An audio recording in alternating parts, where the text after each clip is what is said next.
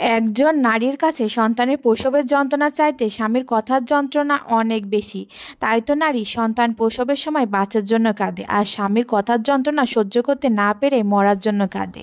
Hello everyone, আসসালামু আলাইকুম। Sabinus লাইফস্টাইলে আপনাদের সবাইকে স্বাগতম। কেমন আছেন সবাই?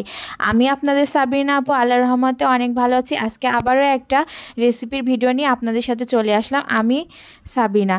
যাই হোক, কথা না বাড়িয়ে চলুন শুরু করা যাক। আজকে আমি আপনাদেরকে দেখাবো আমরা কিভাবে গরুর মাংস রান্না করি সেই রেসিপি। প্রথমেই তো দেখলেন হচ্ছে কড়াইতে পেঁয়াজ আর কাঁচামরিচ তেলের ভিতরে একটুখানি লাল হওয়ার জন্য দিয়েছিলাম।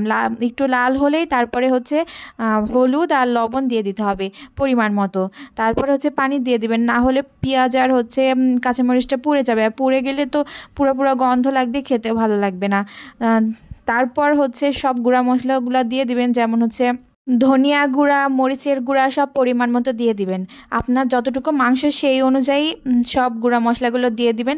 মাংসে কিন্তু সব মশলাই আমরা ব্যবহার করি, কে কেমন করে রান্না করে জানি না, কিন্তু আমরা যেভাবে রান্না করি সেইভাবে আপনাদেরকে দেখালাম। তারপর বাটা মশলা পেঁয়াজ বাটা, রসুন বাটা, আদা বাটা, জিরা বাটা দিয়ে দিতে হবে। আমরা কিন্তু পাটায় বেটে যেই মশলাটা সেই বাটা মশলাটা ইউজ করি, আর এটা ইউজ করলে খেতে অনেক ভালো লাগে। সবসময় চেষ্টা করবেন যে কোনো এই বাটাগুলো অবশ্যই পাটায় বা ব্লেন্ড করে ব্যবহার করার জন্য। তারপর সব মশলা দেওয়ার পরে ভালোভাবে মশলাটা কষাতে হবে।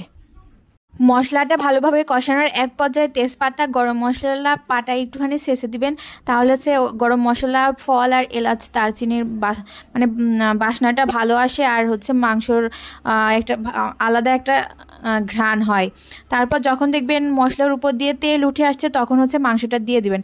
মাংসটা দেওয়ার পরে ভালোভাবে কষাতে হবে, কারণ কি গরুর মাংস যদি ভালোভাবে না কষান তাহলে মাংসের ভিতরে মশলা যাবে না, আর মাংসের ভিতরে মশলা না গেলে খেতেও ভালো লাগবে না।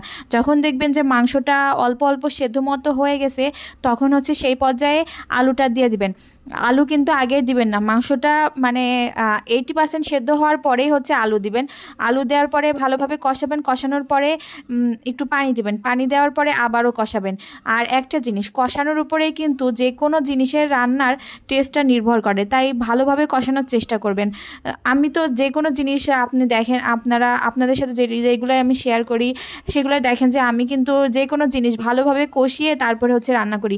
আমার কাছে কষিয়ে রান্না করলে একটা আলাদা একটা সুন্দর লাগে খেতে, আর দেখবেন যে উপর দিয়ে তেলও ভেসে ওঠে, আর দেখতেও ভালো লাগে। তারপর যখন দেখবেন যে আলুটা ভালোভাবে মাংসের সাথে কষানো হয়ে গেছে, তখন ঝোলের পানি দিয়ে দিবেন। ঝোলের পানি দিয়ে ভালোভাবে নেড়েচেড়ে আপনার পরিমাণ মতো ঝোল শুকিয়েই তারপরে নামিয়ে নেবেন। তাহলেই হয়ে গেল খুবই সহজে গরুর মাংস রান্নার রেসিপি। যাই হোক, এতক্ষণ আমার পাশে থাকার জন্য অনেক ধন্যবাদ, আর এইভাবে আমার পাশে থাকবেন। সবাই ভালো থাকবেন। আল্লাহ হাফেজ।